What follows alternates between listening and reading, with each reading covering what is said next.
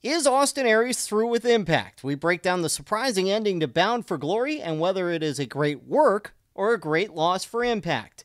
NWA's 70th anniversary show is this weekend, and before Two-Faced heads to the show, we will get you prepared for the event in Nashville. Smackdown celebrates its 1000th episode. How did it compare to this year's Raw 25 celebration, and what was the fallout from this show? Plus, we take your questions next. WrestlingInc.com brings you Two-Faced Wrestling Talk, the podcast that goes beyond WWE and goes in depth on ROH, NJPW, Impact, and more. Also featuring fun pop culture and wrestling crossovers, listener Q&As, and extended discussions about wrestling topics past, present, and future. Now, here's your host, Kelsi.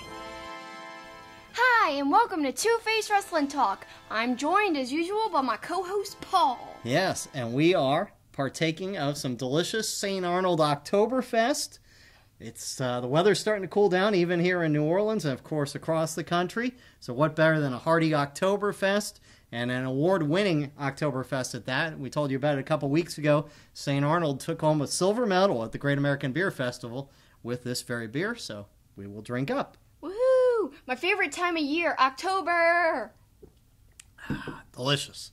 Delicious and thematic. And speaking of thematic, I am wearing one of my patented thematic shirts. It's a Bootio's Halloween themed shirt just for this time of year. And usually, stay tuned to my social media because every week besides this month, I put out a poll and let you guys choose which wrestling t-shirt I wear. So follow me at SuperKickinIt, SuperKickingit, to participate in that, plus other polls that we'll do, and our Q&A. You could send in questions there, as well as on our official Twitter page at TwoFacedPod, TWOFACEDPOD. Or you can find us at twofacedpod.com, and that gives you all of the platforms where you can find the show, and of course, you can watch it on YouTube each week. But let's get right into it. A big pay-per-view for Impact, Bound for Glory. We ended the show last week, or ended the discussion about this last week, talking about the price tag. I will say it was a really good show. I'm still not sure it was worth $40, but I thought it was a pretty good show. I thought top to bottom, I think we even said it, there wasn't really a bad match in there. Yeah, I actually really enjoyed it. There was a few corny spots, and we'll talk about that.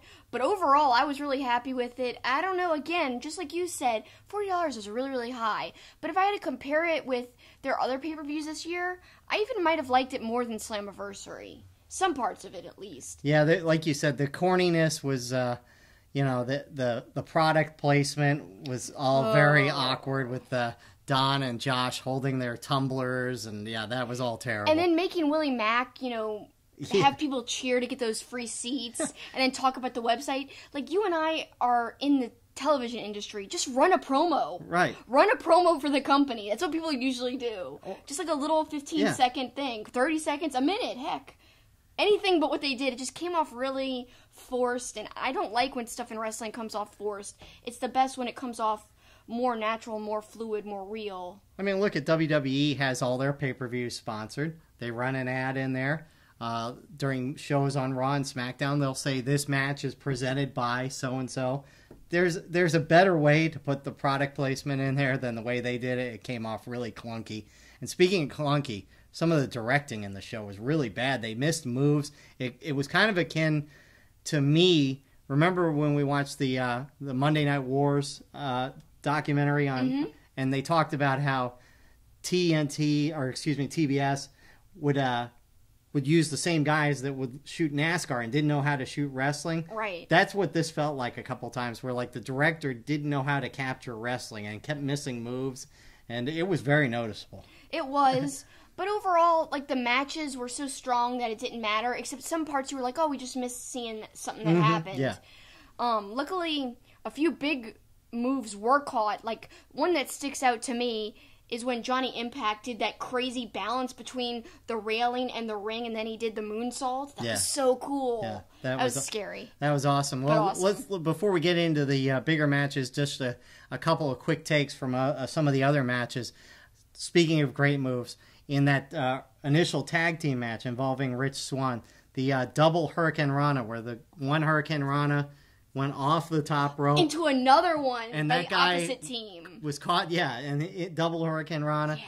That was pretty awesome, and that was one of my takeaways from the show. Yeah, that was a big move that really impressed me. I was like, oh, that looked great. And speaking of things that impressed us, what'd you think about Willie Mack? Because I got the chance to see him go against Cody in Cody's first NWA World's Heavyweight Championship match, and that was at ROH's TV tapings. Seeing him here in Impact's great, and they were really, happy to see him. The crowd, they were like, welcome back, and it was awesome. So what'd you think of him? Yeah, no, he was very good. I definitely would like to see more of him, and he's one of the ones that will be on the NWA 70th anniversary show. So yep, and we'll be talking about that. Yeah, so you get to see him this weekend. The women's match, Tessa retains, but you made a comment during the match that was interesting. I loved the whole match. Then when it got towards the end, I was very surprised because, Taya, she dominated the whole entire time until the very end. And, Tessa only did a few things. And to me, it didn't feel like it was enough. And this is being kind of nitpicky. I just didn't feel like she did enough to warrant the change in the match of, dominance in the match for her to win just so quickly. I would have liked to have seen a longer comeback by Tessa. It just didn't seem as believable. And I'm usually not this kind of judgmental about a match because, heck, they're doing way better than what I could do. So I'm not really hating on it. I'm just saying it was hard for some reason to believe in the quickness of the turnaround. Right. Well, speaking of the ladies, they had the horror movie thing with Allie and Suya and the reappearance of Rosemary. And, the little movie to itself wasn't bad, it had a good little theme, I thought. The acting, of course, wasn't great. My big bone of contention with that was that it was in the middle of the pay-per-view. I don't really think it belonged in the pay-per-view. That could have been something they put in their weekly show, I thought. I guess the only thing I could compare it to, which is another thing that TNA, now Impact, once did, was the Final Deletion. Very similar to that. A standalone, longer segment, but the big difference I see between the Final Deletion and that, whatever you want to call it, horror, like underworld kind of thing, was that the Final Deletion was meant to be campy, and it embraced its own campiness. And so the acting was absurd and over the top, but it embraced that. It was all about that. It was all about being something different. Whereas this thing we saw with Allie, it was just trying to be serious. Right. And so then that's when it becomes corny instead of campy. I agree. And it's like they don't mean to be corny. They're trying to be serious. The fake blood spatter. It's not like the Final Deletion. It's hard to compare it because it was taking itself so seriously. And that's the part I didn't like. With, the fire, it was like fire bolts and like lightning. It was so weird. I was like, what are my eyes seeing right now? It was so weird. Yeah, it was a little strange. Well, one other quick takeaway was James Ellsworth made an appearance. He got, I think they tried to make him like a baby face, and the crowd was not having that, and they loved it when Abyss came out as well and powerbombed Eli Drake through the table. But let's get to the matches, the kind of four biggest matches, I guess. Moose and Eddie becomes a tag team match when Killer Cross and Tommy Dreamer get involved. The sequence that jumps out to me was Moose and Eddie with the chops and just everything they did in about a 3 or 4 minute span really was the best part of the whole match, I thought. And those chops were brutal. Yeah, so was like that power bomb. Oh, yeah. Yeah. I really liked that match a lot. I thought that the match itself was stronger than the story going into it. Mm-hmm. So to me, this whole pay-per-view is kind of like that was the story of the whole pay-per-view. You had these great matches, but the story on most of the matches, 99%, weren't as strong. But luckily, we had good, entertaining matches to watch, because that's what really stood out. Yeah, I agree. And then one other part of that match, for all the physicality and the great stuff, another match ending up on a roll-up. I don't know what the trend is of late, but Impact now with a match ending on a roll-up. We just talked about this last week. We talked about WWE doing it, New Japan doing it, and now Impact's doing it. And yeah, okay, a roll-up that's a standard thing in all of wrestling. But to end a match with it, it's just like, it seems like it's becoming more and more prominent. What happened to finishers? And that's something a lot of people kind of complain about in this day and age, is that, you know, finishers are so diminished now. They aren't as strong as they used to be, like, back in the day. Now, everyone kicks out of finishers so easily, or moves that would seem really, really devastating, even if it's not technically a finisher, they just kick right out, and it keeps going. So you just got, you know, these giant moves coming after giant moves, coming after giant moves, sequences and sequences of extreme moves, and then it doesn't matter. Right. So then, therefore, you're demeaning your finisher, because nothing is special anymore. Right, but then you turn around and a roll-up keeps the guy down. That's what doesn't make sense. Right. It doesn't add up. No, I know. You have all it's a weird thing. Especially in a truly physical match where they are exchanging finishers, maybe not in this one per se. You have all this exchange of finishers and then a roll-up ends it. It's very frustrating, but unrelated, I think the only protected finisher, super protected, is the one-winged angel in New Japan. That is true. That is true. The match of the night, we knew it would be the match of the night. OVE versus Pentagon, Phoenix, and Brian Cage. And Weapon X certainly was impressive in that match, throwing Callahan around onto the apron. Then he did the fall-away slam over the ropes. Oh, God, that was so cool. He was really impressive. I mean, we know he is impressive, but he was really impressive. Yeah, like, I just loved everything about it. Cage looked so good in this match. I can't even pinpoint one part where I was like, that was great. Because it was like, we were kind of just talking about it in a bad way, sequences after sequences of crazy moves. But that's what this match was, and it was entertaining, and it kept my attention, and it made me really excited. I was like, oh my God, I even, like, kind of yelled a few times. Well, when Phoenix did that thing where he came flying over the rope and hits that springboard, which we've talked about in weeks past. Oh, God, he that is was so awesome. He's so good. Now, there was that one awkward move. If it wasn't for that move, it would almost be like an absolute perfect match. It was where, I think, wasn't Phoenix on top of Pentagon's shoulders? And then the Chris brother, he was trying to basically, like, you know, perform a cutter on him off of, like, the turnbuckle, like, while he was on, you know, Pentagon's shoulders. It didn't work out. He kind of almost landed. Yeah, it seemed like it could have been a really bad landing. Yeah, like he could have broken something. And of course, the crowd jumps in with... You effed up. Yep. My least favorite chant ever. Like, if I was there, yes, we all know they effed up. It doesn't matter. You don't have to freaking tell them they know. I hate that. Hate it. Can't say how much I hate that chant. The ending of the match was interesting, too, because Brian Cage was defiant as he was getting triple teamed, but they finally get Callahan to package pile drive him.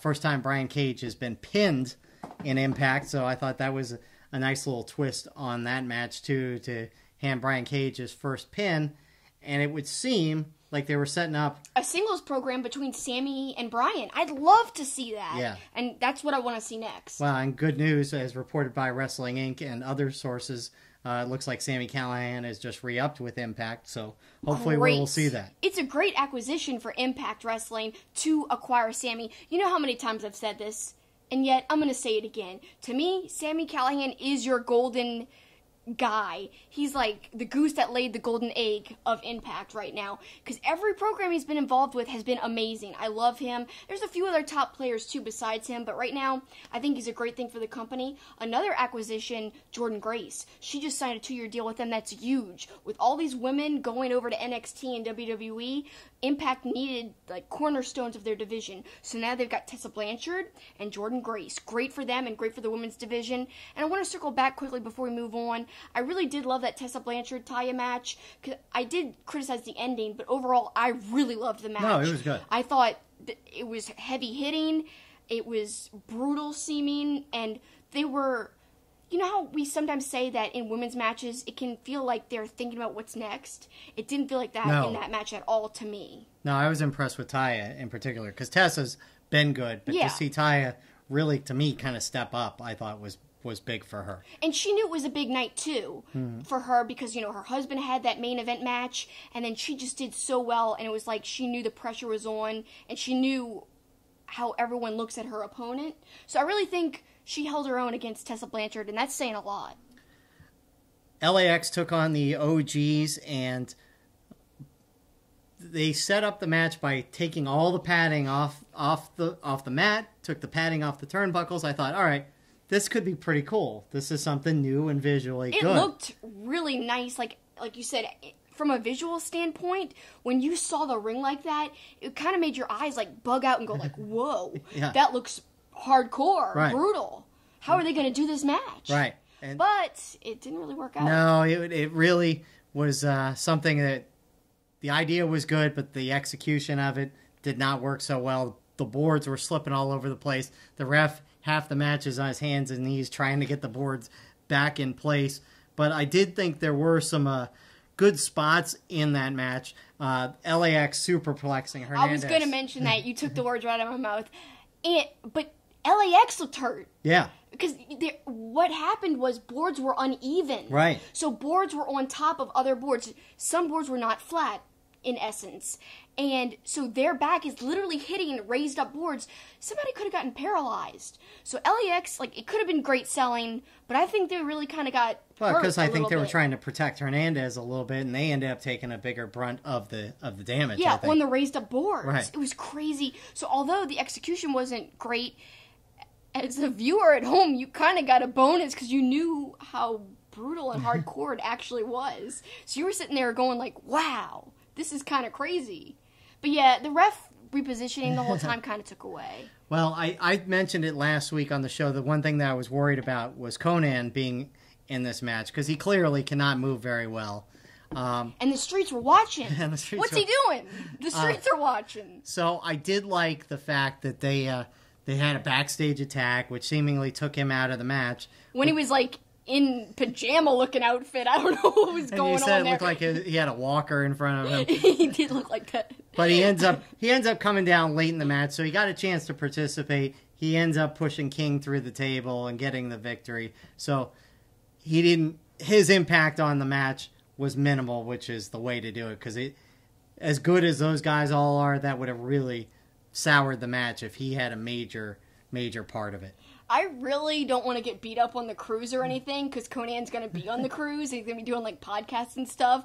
But God, when he got attacked and he was just they're coming up to him and they're like, oh no, he's like, do it for me, do it for us, and he's like, no, and going crazy and saying stuff and then collapsing. It's insane.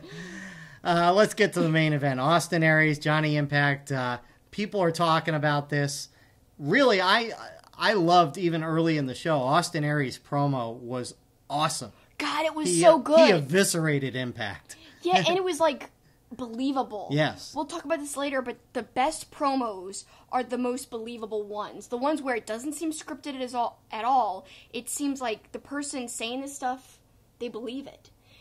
That's what Austin Aries came off like to me. So I thought that was a great promo, and it was a good stepping stone before the match, a good setting up of everything. And they incorporated with Impact using TMZ, which we'll also bring up here in a little bit when we get to WWE. So it all kind of gave it a real feel. And then once the match started, you even said, this kind of almost seems real because they seemed awkward, like it was like they hadn't worked together on the match ahead of time. They were flailing around at some points. Like when Austin Aries would get, Johnny Impact into the ropes or vice versa, it was like they weren't cooperating with each other. So it didn't seem fluid. It seemed more like they were working legit against each other. Now, I don't know. I could be totally reading into this wrong, or it could have been set up to look that way. But it sure did look like to me that they were doing some weird working around each other. Almost like they didn't want to cooperate, or one of them didn't. I don't know. I don't know the story. And then that leads us to the ending, which is really controversial. Well, before we even get to that, two other things. in the match that were truly kind of brutal. The Aries drop an Impact on his head on the apron, and Aries hits his leg on the railing, which we haven't even talked about how close the railing was to the ring apron. There was no room to work really outside the ring. That was such a small venue. That's another thing. You know, the railings were insanely close. Like, closer than Ring of Honor railings are at a Ring of Honor show. Oh, and much, that's close. Much, yeah. Remember TK O'Ryan? Broke his leg. One of the most disgusting things, I watched that show live. That was over a year and a half ago. And that was further away seeming, the railing, than this show. So to me, I was just waiting for something to happen, just like with TK O'Ryan. Right. Luckily, nothing like that did, but it could have in that Austin Aries match. Yeah, because he clearly bangs his leg on the railing. And then on the one part of the apron where there is a little space, he does that suicide dive on Taya. And Taya looked like she banged her head into the railing. Yep. I mean, there's only so much room to work. Very, very confined space, and it did make me nervous many points throughout the whole show, not just that one match. So let's get to the ending. All right, so the ending, you know, the big thing everyone's talking about. Obviously, we all know wrestling's scripted, but, you know, you're supposed to play along. When someone wins, you stay laid out in the middle of the ring. They raise up their championship, and you're just still laying there usually. Sometimes somebody helps you out. Other times, after a few minutes, you roll out kind of, you know, subtle-like. This time, Austin Aries literally jumps up, walks away, walks off, and flicks off the crowd. So, people are speculating, is this just a work to continue on this feud? Because, you know, they kind of built this up, we didn't talk about this, like a big fight feel. With the whole Twitter war. Yeah, Twitter war, and then the TMZ interview, and also the Abyss induction turned into a brawl. Right. Which had a real UFC type of feel, which could be exactly what they're going for. And having Austin Aries almost kind of sell this whole reality angle would further that angle. But other people are saying he's done with Impact. And so that could have just been him sticking it to the company, sticking it to Callis, sticking it to Johnny Impact and his wife. I don't know. If it was a work, it was super well done. And if it's not, then Impact's going to have a big loss. Yes. So, what do you think? Well, first of all, you can read more about this on Wrestling Inc. There's quotes from Impact saying that Aries is done, that his contract is up. He must have had a very short contract if that was the case, because he just reappeared not that long ago, it felt like. So, but my thing was, all right, if it is a work, they didn't really set anything in motion going into it that he was disgruntled with the company. So to me, it's so out of nowhere if it's a work that there should have been maybe a hint or two. I'm not happy with my working conditions or something, along the line. So that would make it a surprise if it was a work. So to me, if it's not a work, then it is great because it is completely out of nowhere. I have to disagree with you there, because I think if it is a work, it's masterfully done. Because I think you're saying you would want a hint that something's wrong. So if it was a work, it all leads into the story. To me, it's better if it came out of nowhere and it's really making people question. Yeah. Like, there was no hint of anything wrong. We didn't know his contract was almost up. No hints at all. Therefore, if it was a work, it was so well planned and well executed that people are actually questioning whether or not it's real. And to me, that's the best type of wrestling, whether you're like, what the hell, is this part of the story or not? That's some of the best wrestling ever, because you truly question everything you're thinking is real and what's not. I don't know. I disagree with you a bit. And it was a good ending, regardless, and people are still talking about it. So, scale of 1 to 10, or we can do the grade scale, however you want. Let's do 1 to 10. 1 to 10. What are you gonna rate this show? This is hard. 7.75, because I believe, if I remember, Slammiversary, I might have said a 7.5 or even a 7.0. I want to rate it higher than Slammiversary. Right, because Slammiversary was good at the very end, the last 2 or 3 matches. Right. But it was not that great early on. This may not have had the great matches, but from top to bottom, it was pretty good. So, I would put it as a 7.5 or maybe a 7.75. So we're almost equal here. Maybe an 8. Maybe an 8. So I'm encouraged that Impact put together a pretty good show, though. I will say this, they don't have a lot to work with in terms of roster depth. So I'm very impressed, and that makes me score it even higher. Because there's only so much you can do. They're kind of working with restrictions. That's why I'm rating it even higher than Slammiversary. Because Slammiversary, you've done less pay-per-views at that point. Things are more fresh. Here, you know, it's whittling down. Your singles matches aren't as prominent, and your storylines, you have less to work with. Like I said, there's still some things they can do. Now, what hurt them, like we mentioned earlier, the corniness of the promotion, of the sponsor, I didn't like that. The constantly, oh, it's so loud here. You know, if Matthew said that one more time, it's such bull. It wasn't that loud. No. It really came off terribly. And so that hurt my score for it a little bit. But overall, I really, really enjoyed it. And I'll say this, I get really tired at the end of the night. So when we watch wrestling, I fall asleep a lot. This pay-per-view held my attention, and I did not fall asleep. And again, that's part of the reason why I'm rating it so high. I really was kind of captured by it. I paid attention, and it held my gaze the whole time, the whole night. Definitely an engaging show, and good for Impact. Well, a big weekend coming for a historic organization, NWA, celebrating their 70th anniversary with a show in Nashville, Tennessee. You're going to be there this weekend. I think part of the appeal of this show is going to be some of the legends that will be there, obviously. Jeff Jarrett's going to be there. Jim Cornette's going to be there. So the legends are going to be there. The match cards, it's good. There's a lot of, guys that aren't household names, but the main event, obviously, is Nick Aldis and Cody Rhodes, 2 out of 3 falls. That's what everyone's really looking towards, because if you remember the way it felt at All In, they're trying to capture that, at least for the main event.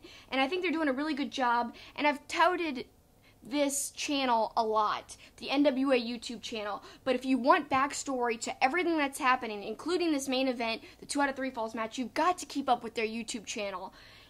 The latest video, it's called In Good Hands. It's great. It's got an interview from Aldis, Cody, and Brandy, and it's perfectly laying out the groundwork for this weekend. I love it. It's so well edited. It's so well done. Great B-roll as well, actually. And at the very end, Aldis is talking about how he's going to even the score because Brandy has been out at ringside. And Aldis says, I could ask for Brandy to be, barred from ringside, but I've got my own plan to counter it. And then they, widen out the camera angle, and you see a woman. You don't see her face. You just kind of see part of the bottom half of her. So he's got some woman on his side. You don't know who it is. She's got blonde hair. It's not Mickie James. I mean, that's his wife in real life. Nick Aldis' his wife. But it's not her. It doesn't look like her, at least, I would say. Especially because of the hair color and because she's with WWE. There's no way. But yeah, it's going to be interesting. Who is he bringing to ringside?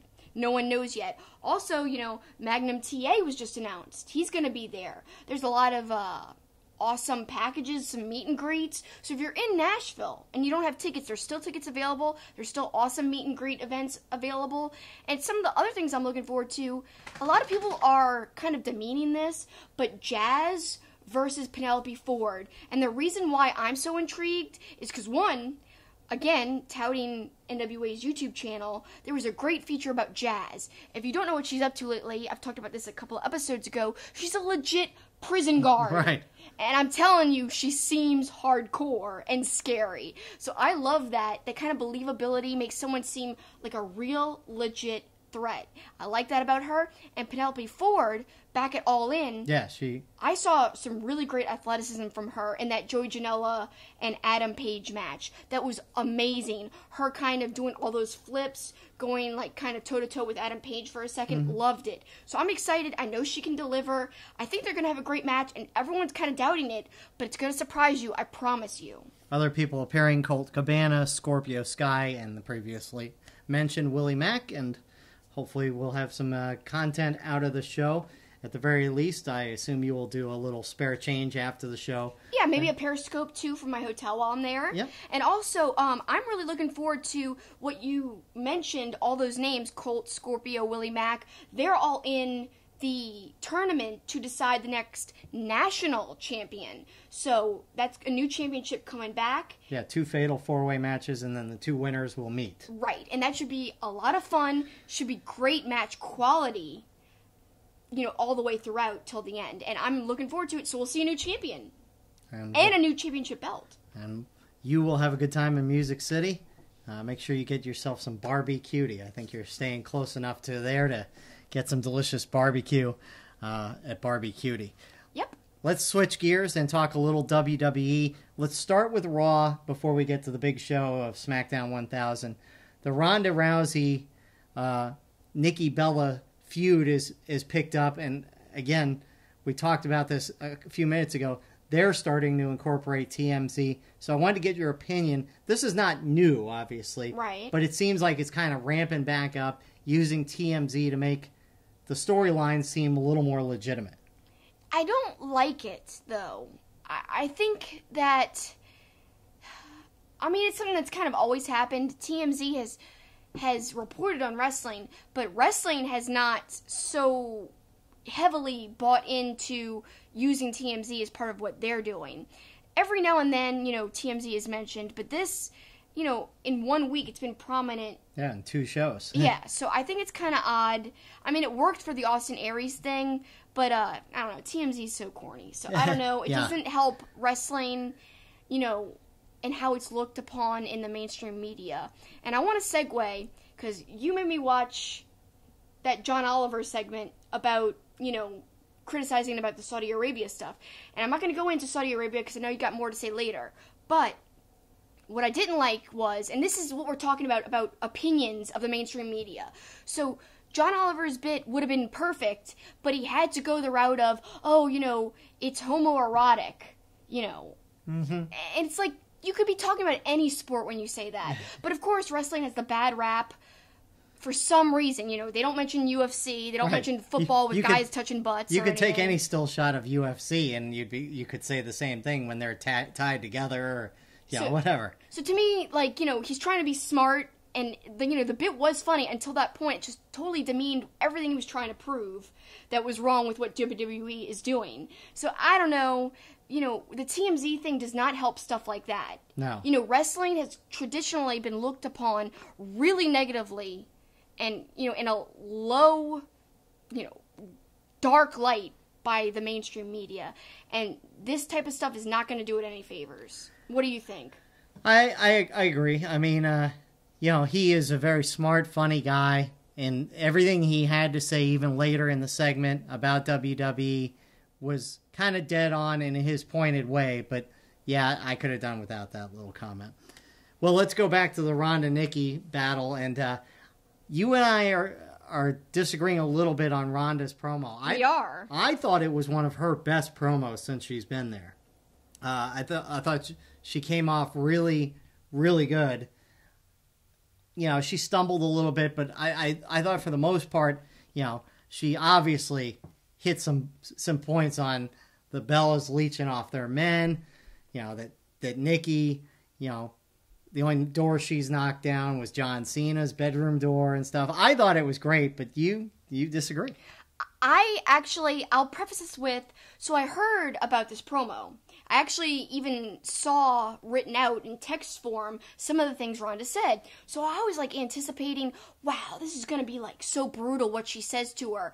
And so the delivery really fell short of my expectations. So maybe it's that I knew what she said ahead of time, but it's something about her delivery. She seemed like she was reading, memorization. Mm-hmm. She was saying it from memory.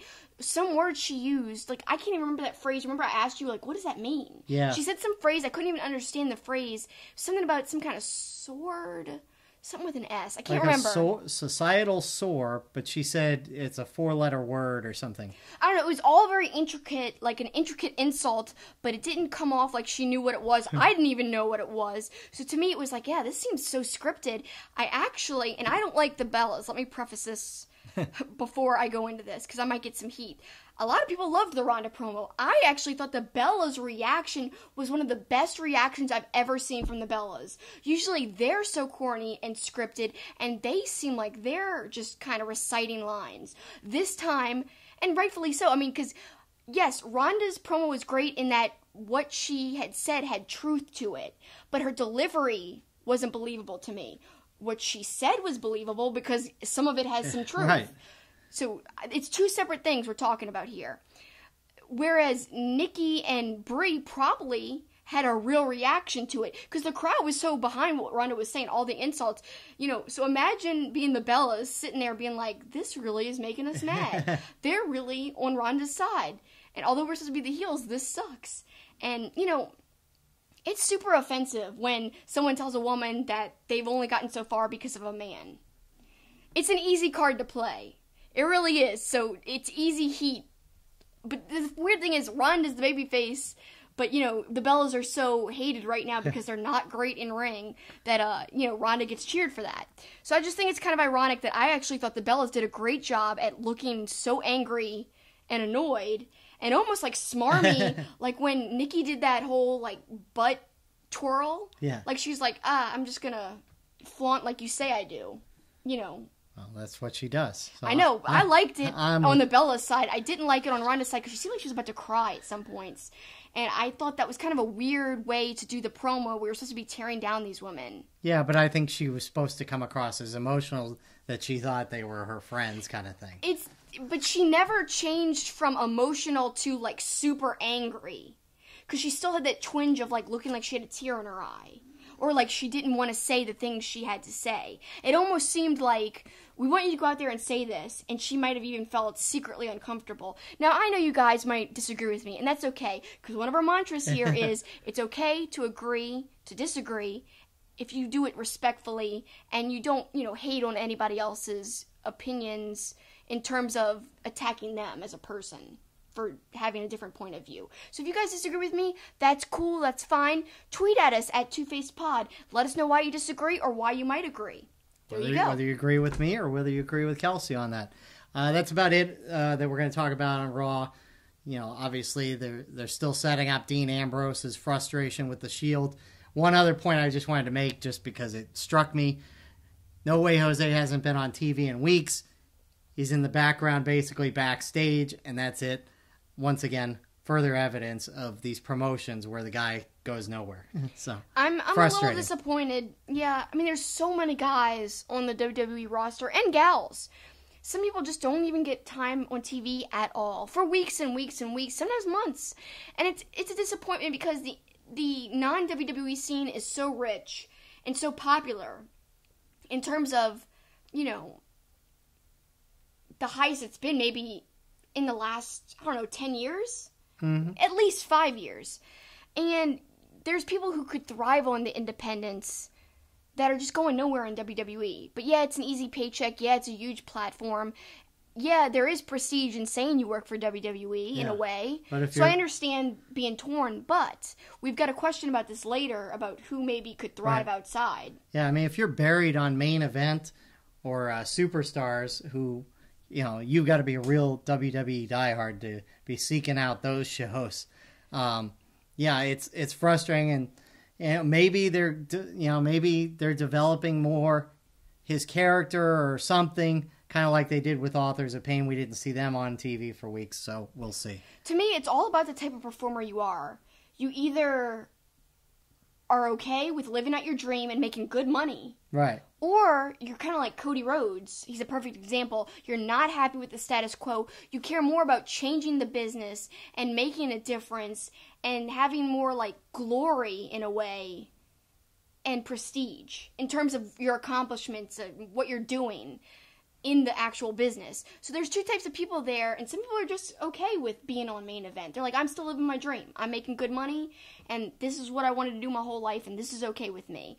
You know, to me, like, if somebody was like, you want to work for WWE and do backstage interviews? I'd be like, nah, I'll work for Ring of Honor. I don't know. That's just me. Yeah, no chance. Different types of people. No chance. You take it. No, I would not. In a heartbeat. I would not. You lie. All right, let's go to SmackDown 1000. I thought overall much better, tighter show. Again, the 2 hours is part of that too, than the Raw 25. I thought it was a much better show.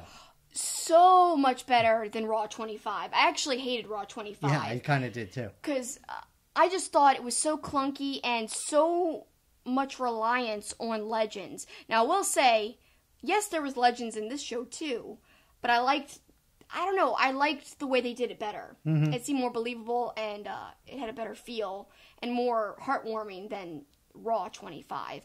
Also, the opening package, the video package was great. Tremendous. Yeah, I loved that. I thought it was very well done. I mean, they didn't even need to have a song playing. They could have just done those clips with no music, and it would have been great. Yeah. It was awesome. Yeah, it was great. And I don't think I've mentioned this on the show, and I saw it obviously in the video package, and later John Cena did a little thing off his cell phone talking about SmackDown. I was actually at his debut on SmackDown at the Allstate Arena. I happened to be up for Summerfest, and then went to the show at Allstate Arena, and Kurt Angle comes out, and it was a challenge, and Cena comes out and really wowed the crowd that night, and obviously, that was the beginning. And so that would be my SmackDown moment, I guess, of the 1,000 episodes, was the fact that I was there for that. Yeah, and now, fast forward to now where Cena's, phasing out. Mm-hmm. How crazy is that? So you were there for his debut there. Right. And now, SmackDown 1,000, he's kind of barely there. Yeah. He wasn't there. He was just on video, so. Yeah, so. And 2 weeks ago, he had a 42-second appearance at the Super Showdown, so. Things have changed. Yeah. Let's talk about, really, to me, what was the highlight of the show, and I know it was for you. It is my favorite part. Evolution, making its return. The guys were great. They all felt like they were speaking from the heart. It didn't seem overly scripted.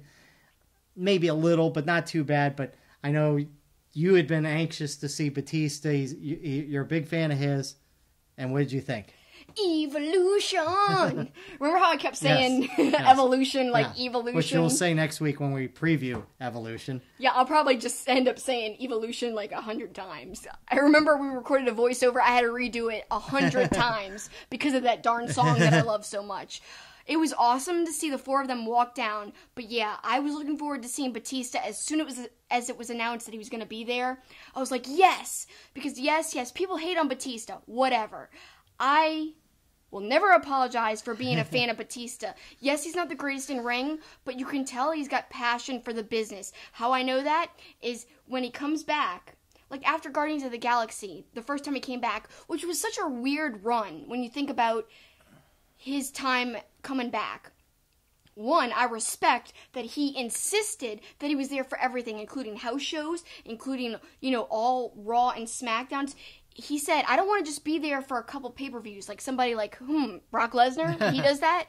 Well, at this point, Batista had just been in a huge movie. He could have done that, but he didn't want to. Somebody else who's very respectable and kind of is there a lot is Chris Jericho. When he has a run, he likes to actually be there at house shows and stuff too. So right there, right off the bat, I love that about him. I love how he's got a very soft-spoken voice, how he's actually really intelligent, and he doesn't, really, you wouldn't know that by just looking at him because he's such a big, tough-looking guy. But no, he's got some brains behind him. He's very soft-spoken, and it's kind of a stark contrast, when he comes out and does the machine gun thing, he looks so intense, and that's what comes, across to the audience, wow, look how intense this big guy is. But I just love the two-toneness of him, the two sides of him. Two-faced, like us, like our podcast.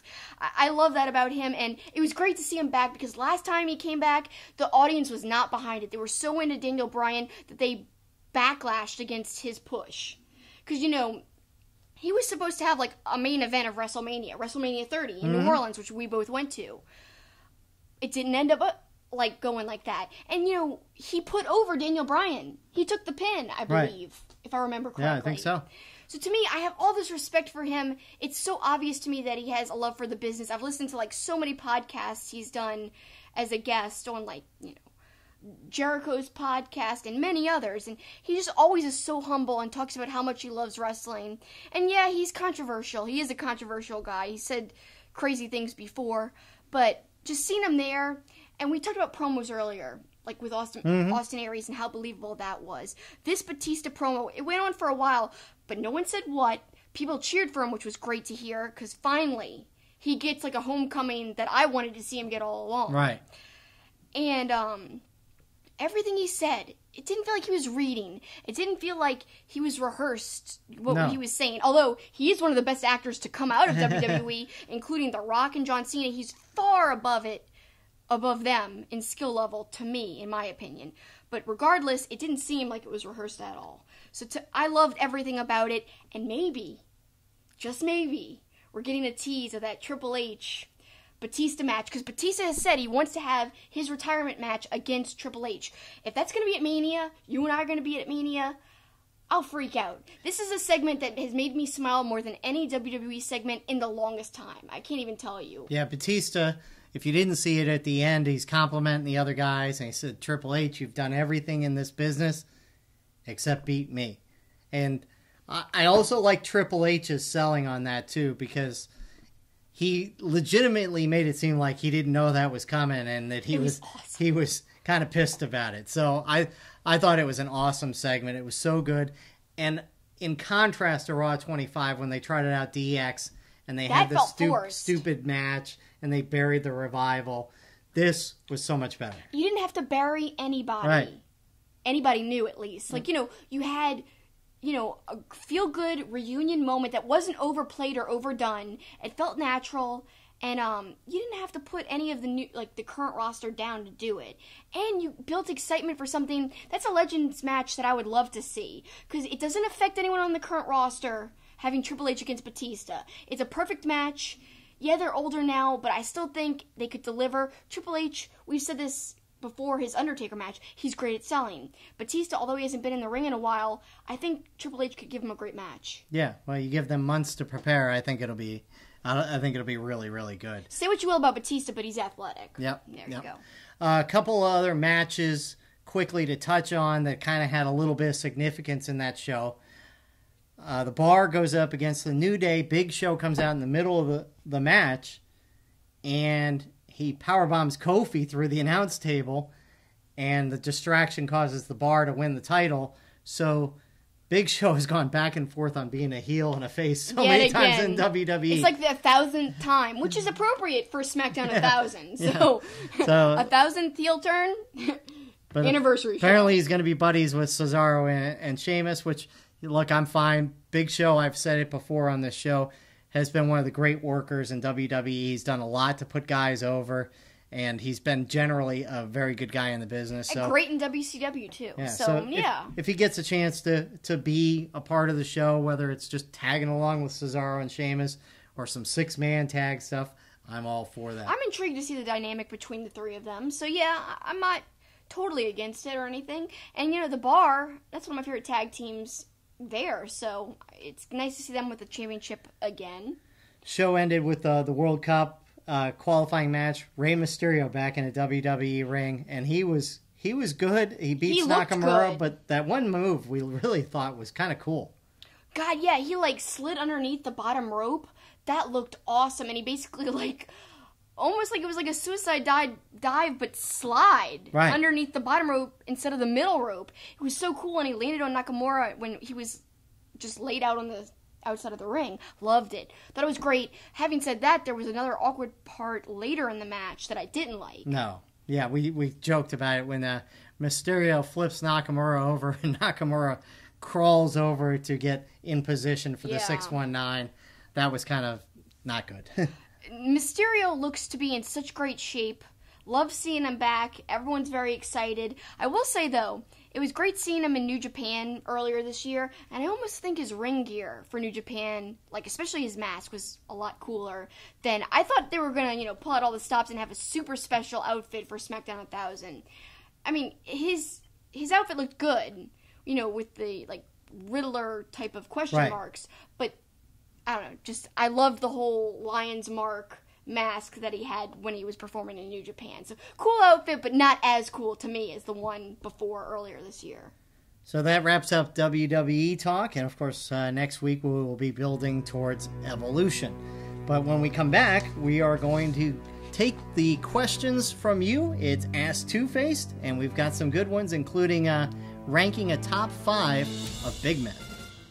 St. Arnold Brewing Company, located in Houston, is Texas' oldest craft brewery. Their goal is to brew world-class beers and deliver them to their customers as fresh as possible, making them the best beers in Texas and Louisiana.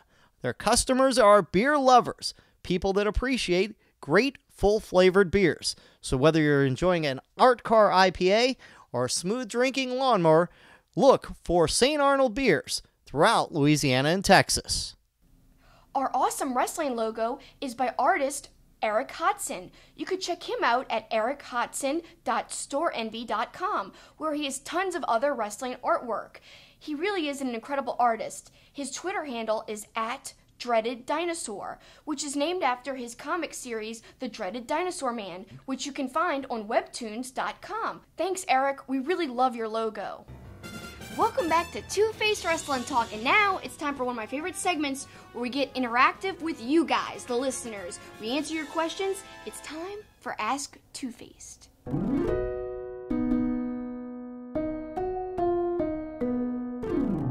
And our first question is going to come from @MrDose2. What title matches do you see coming at Wrestle Kingdom 13? Well, obviously, we know that Kenny Omega is going to face Tanahashi. It looks like Okada and Jay White. What do you think some other matches could be in there? I really don't know what matches are going to occur. I'm always bad at predictions and stuff and how things are going to play out. All I do know is that the show is going to be flippin' amazing. I'm very excited about it, and boy, do I wish I could be there. Because 13, as you know, is kind of one of my favorite numbers. It's like my lucky number. I was born on Friday the 13th, so to me, I was like, I want to go to a Wrestle Kingdom.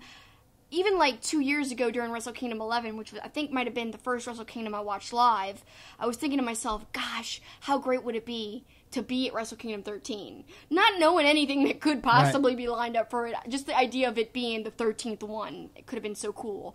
But man, I'm not going to be able to be there.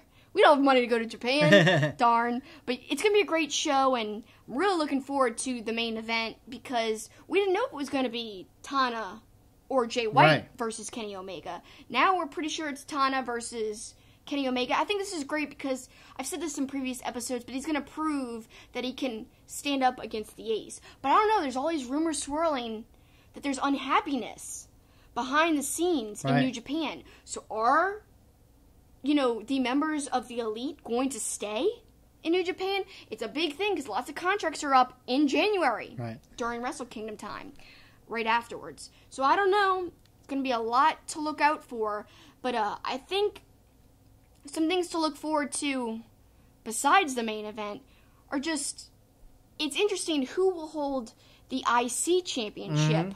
Yep. Because finally Chris Jericho is going to defend it against Evil. Yes. At Power Struggle. So that's going to really be a big thing going forward. I think he retains and does a rematch against Naito, and I think Evil ends up taking on Zack Sabre Jr. That would be kind of the way I see things shaking out, but who knows? I don't know, but I'd like to see that. That would be very interesting. Great match, I'm sure. And I really don't know. Obviously, we're getting an Ospreay versus Tai Chi match. Right. I don't think it's going to be so far away as Wrestle Kingdom, but it'd be great if he was the champion instead of Tai Chi at that point, so he could have a great title match at Wrestle Kingdom instead of Tai Chi. I just don't like Tai Chi. I could see Adam Page maybe against Suzuki as a possibility. Oh my god, I'd love that. Because they had their battle in the G1, so I think there's some possibilities there for sure, but we still have a couple months to develop the storylines on that. All I know is I can't wait to see what's going to happen. We'll be watching. All right, so our next question comes from @NJPWUS. Check them out. They're awesome. They say, pick a wrestler who would be a good professor. Well, you could have John Cena be the professor of thugonomics. Oh, God. Whatever. No, I guess you want somebody who's really smart. This guy seems to always be our go-to on the smart category. I guess Xavier Woods would make... He's got a PhD. Right. What else could you want? So he's got to be the professor, I would guess.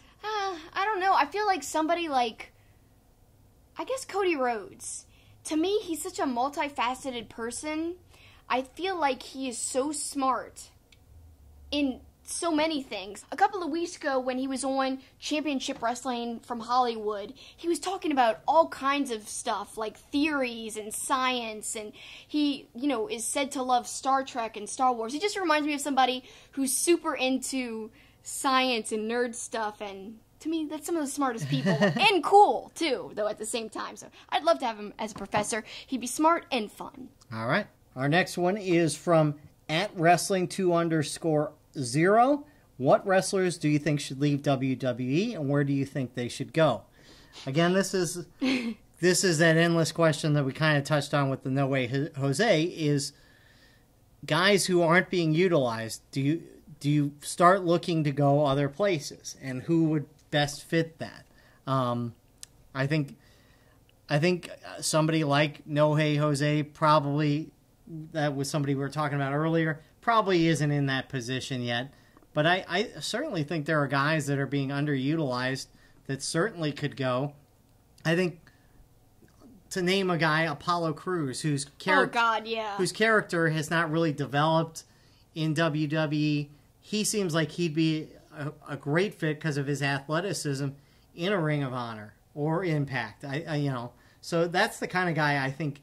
I don't think you look at any of the main guys. You don't look at Seth Rollins and say, okay, he's leaving to go to Impact, But you look at the guys who basically aren't really sports entertainers. They're more of wrestlers. Like, like Gresham.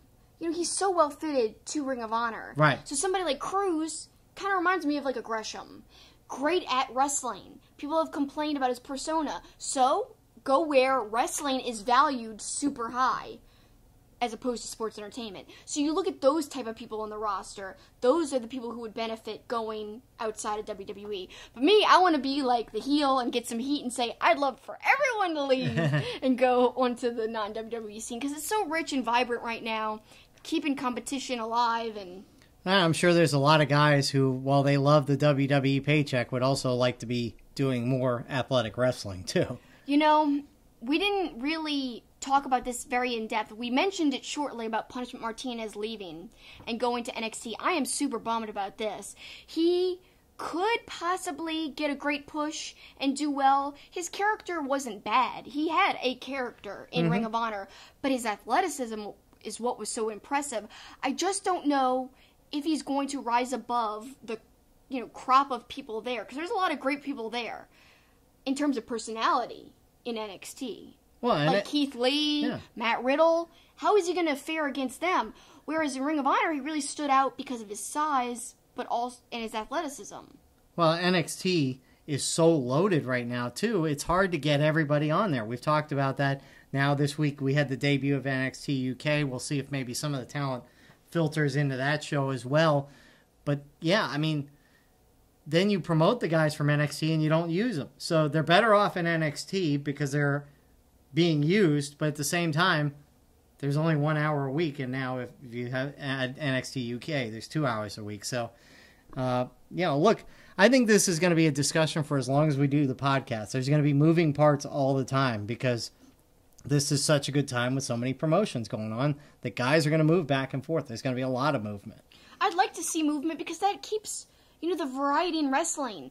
You don't want just one promotion to thrive. You just don't want one monopoly to kind of make or break the whole industry. Now, yes, nobody can really technically, quote, compete with WWE, but you could still have a thriving scene outside of them, and you need talent to do that. So I hope there's more movement, because like I said, that keeps things fresh. I agree. And entertaining for us.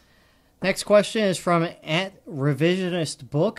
Cast the characters of the show The Office with wrestlers. I'll let you handle this because The Office is one of your favorite shows. Yeah, I love The Office, and of course, like most pop culture stuff, you don't even know about it. No, I know The Office. I do know The Office. I tried watching it. It just wasn't for me. I just didn't think it was as funny as everybody else made it out to be.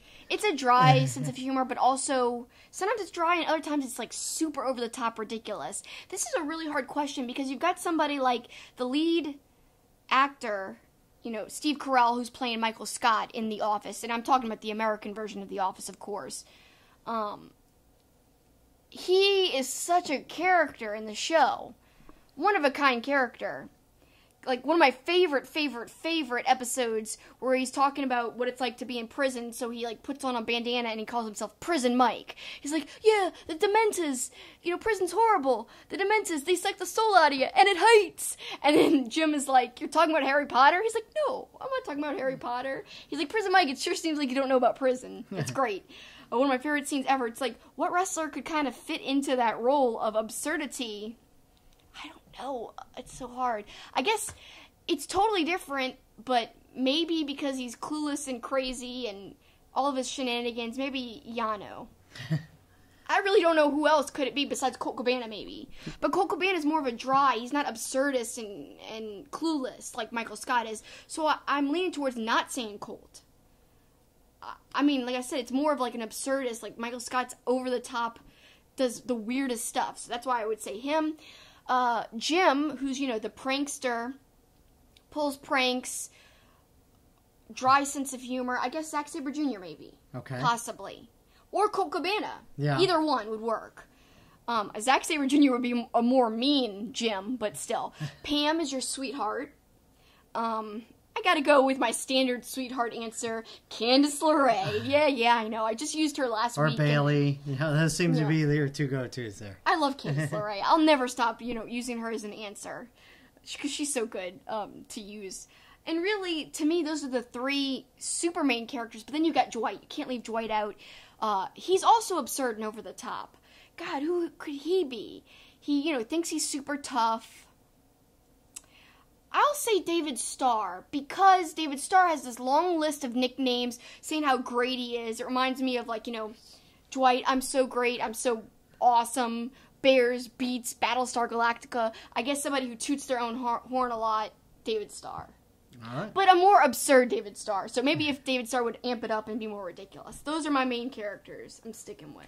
Next question comes from @metal_2006. If Chris Jericho does go to Impact like the rumors have been hinting, who would you like to see him feud with? I got so many answers. This is such an interesting rumor, and I find it hard to believe him going there. But he's not opposed to going anywhere. So he said he was watching the pay-per-view on his Twitter the other day. He tweeted that. Yeah, look, the way he attacked Naito. Him and Sami Callihan obviously would have an amazing program together. I would assume he's gone against John Morrison, Johnny Impact back in WWE, so I'm sure they would have decent matches together. Brian Cage. Yeah? Heck yeah! Heck yeah! Heck yeah! Wait, heck are yeah. you doing Eli Drake or are you doing... I'm Brian Cage, man. That would be awesome. The yeah. I don't know. But, I do like the idea of Sami Callihan versus Chris Jericho. Oh. That would be incredible. And it was slightly teased because they had this whole thing building up to the announcement that Callihan was going to be on the cruise, where he was calling out Jericho, he was calling out Impact's main office. So, there's a slight tension and story there from months and months ago. They could build it from the cruise onward. Mm-hmm. The cruise right around the corner. So, yeah, if he did go to Impact, that'd be a perfect built-in storyline ready to go. Baseball bat versus tripod match. Yeah, because that tripod he threw on Naito, so brutal. Exactly. Literally just flipping hammered it down on him. And maybe the best use of a prop on our show. Yeah. Me dropping the tripod on the floor. Some people might not have seen it. That's you true. Actually dropped the tripod. Have to go back to that. Yeah. All right, final question is from @TMZ_YT. Who are your top 5 super heavyweights, that's 350 pounds and over, and your top 5 skyscrapers, 6'6" and over? Okay, well, shall I go first? Sure. Okay, so super heavyweights, the beginning of this answer is easy for me. I love Bam Bam Bigelow. I've always loved him. Great look, great athleticism for a big man, and a super cool guy in real life from what I've read. Saving kids from a fire, how can you argue against that? That's a story told about him for a very long time, very well known. The flames on his head. I love everything about Bam Bam. And then we've got Vader, of course, R.I.P. One of my favorites. Loved his guest appearance on Boy Meets World. I grew up seeing that, so I've got a soft spot in my heart for that. I thought he was so scary looking. Somebody who's great in death matches, but also had a very beautiful athleticism for a big man. You know, the moonsaults he would do, just beautiful. Mm-hmm. But then it becomes harder for me. I guess I could say more current people I love. I'm kind of partial to Brian Malonis and Beer City Bruiser because they're collectively known as the Bouncers right now. Two huge guys, very nice. We talked to them. We had the pleasure of interviewing them before Supercard of Honor in New Orleans this past year. I love everything about them. Malonis has a Seinfeld-themed podcast. How could you argue against that? And both really, really good, especially Beer City Bruiser. I love his athleticism. And I guess my fifth would be Big Show. I mean, he's big, he's tall. I guess he could go in the 6'6" category technically, but he's a big man. Well, I'll start there because I'm going to put him in both categories. I think I said it earlier in the show. The guy has been dedicated to the business. He's tried to reinvent his body. He's gotten in shape. He is not super athletic, but he's done some good stuff, some good moves where he's left his feet and stuff. So I'll put him in both categories. But since we're doing the heavyweights, him. Beer City Bruiser is definitely on my list because I've seen some of the athletic stuff he's done in person multiple times. Braun Strowman. Can't leave Braun Strowman out. Oh my gosh, why did I leave him out? Yeah, can't leave Braun Strowman out right now. And then I guess from the past, Rikishi is another one who did some amazing things for a big man. I know he got kind of typecast because of the stink face, which was funny, but he did so much more than that. So I think he's one that definitely has to be involved in that. And I guess my fifth one, I'm going to go to a classic guy that doesn't get a lot of love, but was part of when things took off in the 80s, King Kong Bundy. I like that answer, actually. Yeah, I think he doesn't get enough credit. He was part of a WrestleMania main event against Hulk Hogan. He's not regarded enough, in my opinion, for his role in that time during the 80s when wrestling really took off. I think that's a wonderful answer. I like that. Underrated. Yes. Yeah. So there's a million other good answers, obviously. Yeah. So I said my big man, but I want to say the tall guys now. So Undertaker, you got to say, of course. Absolutely. I was, kind of singing his praises earlier, Punishment Martinez, because I know this sounds absurd to put him on my favorites, but he is so insanely athletic for such a tall, big guy. I cannot leave him off. Like, if you compare him to somebody like Big Cass, he's leaps and bounds over him. Yeah. That's why, to me, he deserves to be on the list, because when you compare it, yeah, they're both, tall guys, but one of them is clearly just so above in terms of being athletic and great. Andre the Giant. Gotta have him. He's a giant. And he did so much. Yeah, he might not have been, the fastest, but he is a historical guy and did so much for the business. He's got to be on my list. And then I'm going to put Braun Strowman on my tall guys. Because to me, he seems more like a tall guy than a big guy.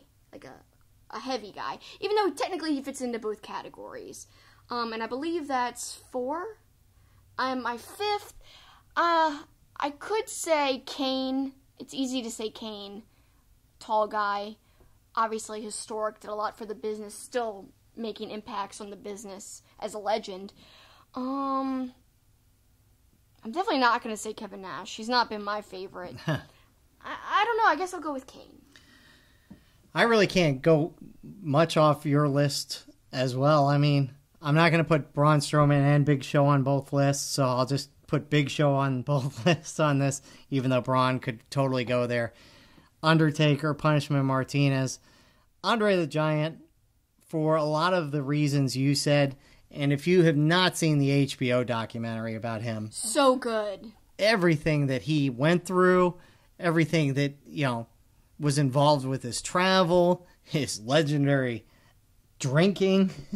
I would say one of the best parts about the documentary is the old footage from where he grew up when he was actually, really tall and skinny. Like, he wasn't the Andre the Giant you remember Hulk Hogan, slamming. He was, a thin, young, tall, just big guy, which would fit in perfectly to the 6'6" and above category, well over.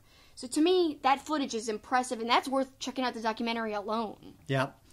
And, I mean, I'm trying trying to come up with another one, but I think I got to go with Kane as well.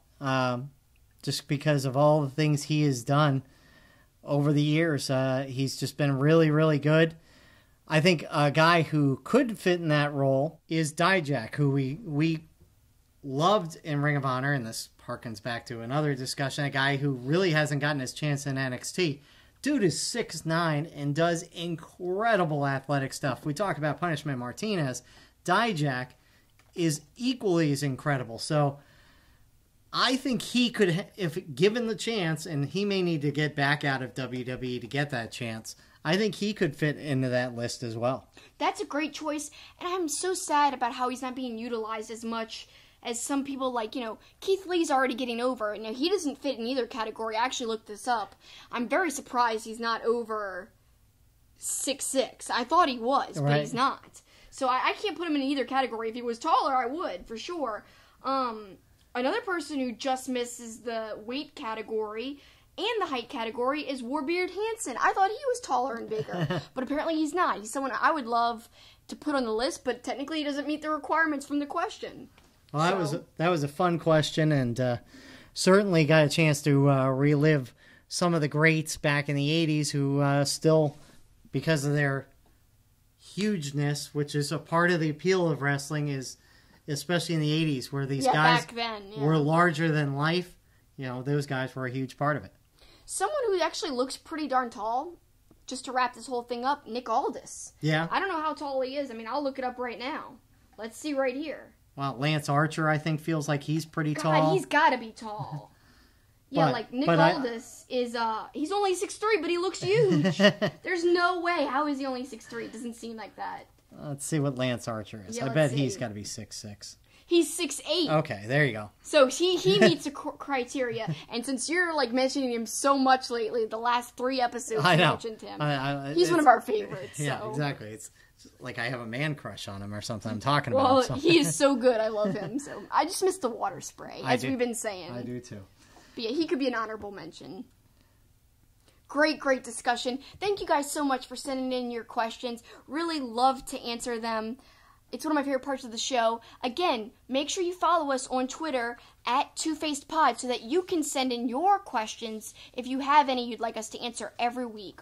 Also, follow me on Twitter at SuperKickingIt because you could send the questions to there as well. Now, it's time to close out the show and send them home.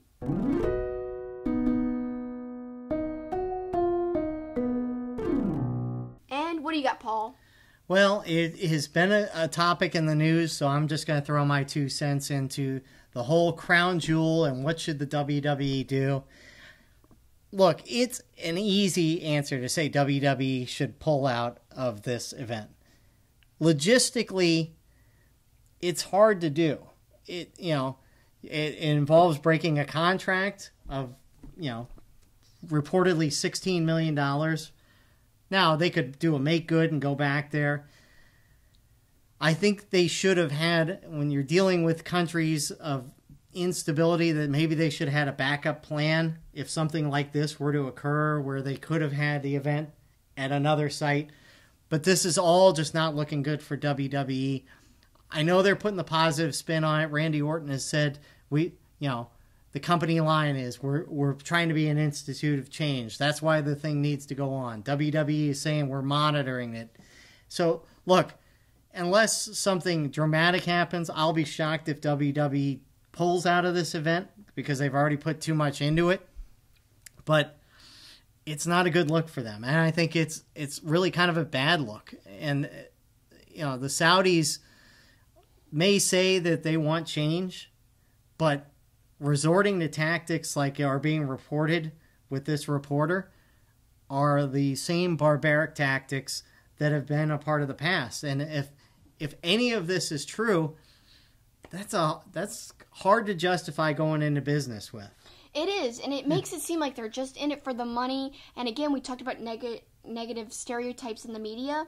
This is not helping WWE in the mainstream media in terms of how it's perceived by others, not just WWE, but wrestling in general, because a lot of people equate WWE with wrestling. So to me, it sucks. Yeah, and I'm also curious to see, Fox is generally considered on the conservative side, which means they'd side with Donald Trump, which means they'd side with WWE.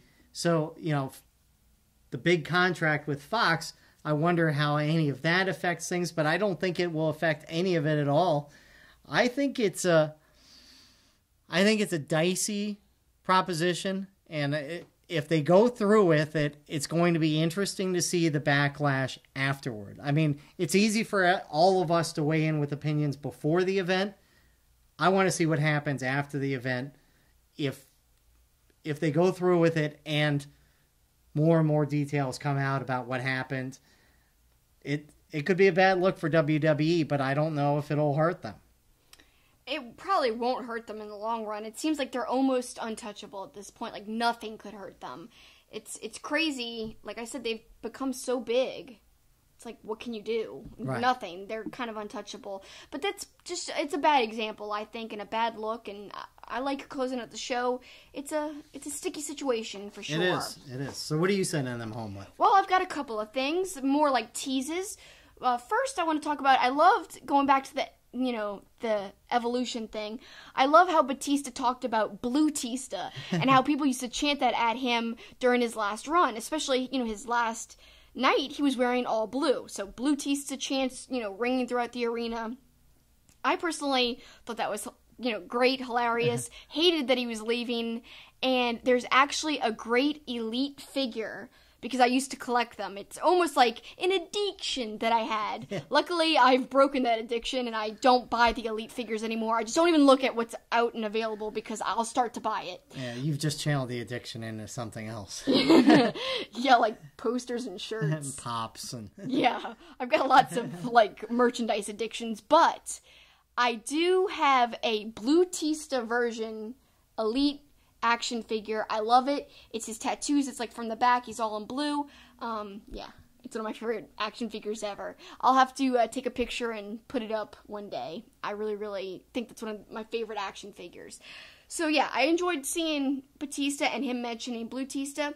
Then also, we have to remind everyone, make sure you get your Pop and Wrestling Connection answers in. For next week, it's all about recasting your favorite horror, or if it's not exactly a horror movie, it could be like a Halloweenish movie, recast it with wrestlers and explain your reasoning, explain the scenarios. Best, most creative answers will be featured on our new standalone, I guess you could even call it show. Yep. Because we're going to have it drop every Tuesday at 3 p.m. Central Time, the Pop and Wrestling Connection, which mixes pop culture topics with wrestling. Again, follow us at the 2 Twitter handles I told you multiple times, Super Kickin' It and Two-Faced Pod, to participate in those because it's out now on both Twitters. And you could send in your answers. And finally, to wrap it all up, I just want to say, next week we've got something special to look forward to. The artist who designed our logo, Eric Hodson of Eric Hodson's Illustrations, who also did a lot of great StarCast official artwork, he is going to be on our show talking about his new Roddy Piper comic book. It's sanctioned by Pro Wrestling Tees, and it's got the blessing of the Roddy Piper family. The artwork's going to be incredible because all of Eric's art is incredible. Yeah, and as you can see stuff behind us. Yeah, the WrestleCon New Orleans stuff is his, and our StarCast poster is also his. If you're watching on YouTube, you could see it. And just look out for that interview because he's going to be telling us all about this exciting project. Looking forward to it, and looking forward to talking about Evolution next week as well. It'll be another great week on Two-Faced Wrestling Talk. Thanks so much, guys, for listening or watching if you're watching on YouTube. That's the finish!